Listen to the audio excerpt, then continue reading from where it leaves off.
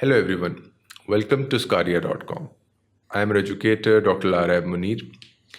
Throughout this series of lectures on hematology in the internal medicine part of your course, we have been discussing various kinds of disorders. We started off talking about the RBC disorders, specifically anemias, and then the various types of thalassemias.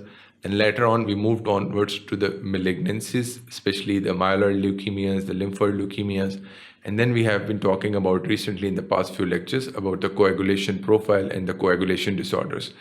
We discussed about the important and the common coagulation disorders like hemophilias in the previous lectures. Our today lecture is about a few bleeding disorders which are not very common, which you are not going to see commonly in the routine practice. These are termed under the umbrella of rare bleeding disorders. These include various types of factors deficiencies. So we are going to quickly go through them, giving you an overview of what's wrong and what kind of disorders. We will be discussing a couple of them in slight more detail.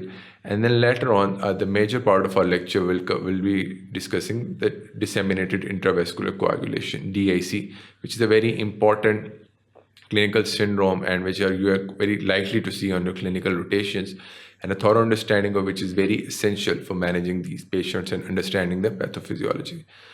So let's start by talking about some rare bleeding disorders. Rare bleeding disorders can be any factor deficiency in the coagulation cascade. A few people have genetic abnormalities. Few people develop these deficiencies over a period of lifetime, especially if they have certain liver disorders, because liver is the main production point of all of these coagulation factors. So a few of the various factors that can go wrong or that can be deficient in a person, just a few common of them will be like fibrinogen deficiency. It is one of the rare bleeding disorders.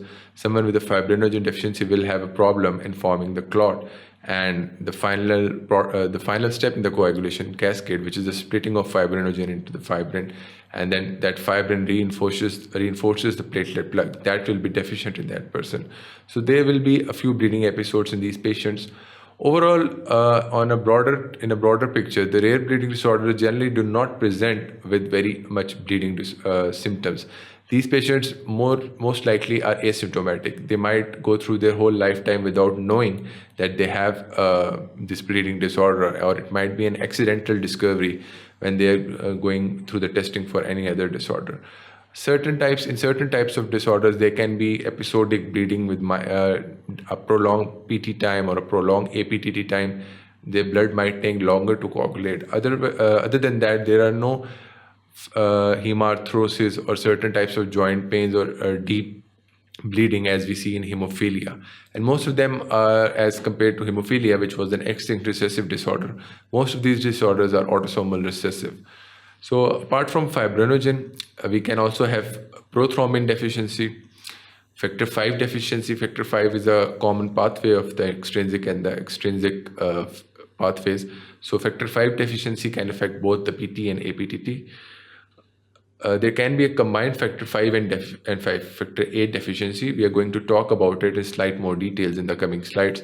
This is one of the more common ones in which we have again asymptomatic person, someone who will just bleed a little longer as compared to a normal person when he has some trauma or any other bleeding diathesis. Otherwise, these patients live life perfectly. They do not need to worry about their bleeding disorder. Most of them, they go through their whole life not even knowing that they have a bleeding problem. This can become a problem since if for example, they undergo a contiguous marriage and both of them have autosomal recessive disorder, then this can present as a severe disorder in an offspring if he carries the recessive genes from the both parents.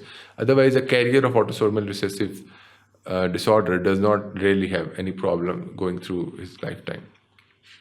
Factor VII deficiency can also be there. Factor VII deficiency can also be acquired because it is the most it has the shortest half-life of all the factors, factor VII. And we can also measure the factor VII via prothrombin time. And factor VII assay can also give us a good indication about the liver working and the liver functioning. Since it has a short half-life, it changes very quickly in case of any liver abnormality. So, for example, in fulminant hepatitis, we can have factor VII assay to give us an indication of how is the liver working. Factor 10 deficiency is also reported in certain patients. Factor 11 deficiency, which is in some textbooks, it is considered a part of hemophilia profile. But as compared to hemophilia A and hemophilia B, which are the factor 8 and 9 deficiencies, they are X-linked recessive disorders.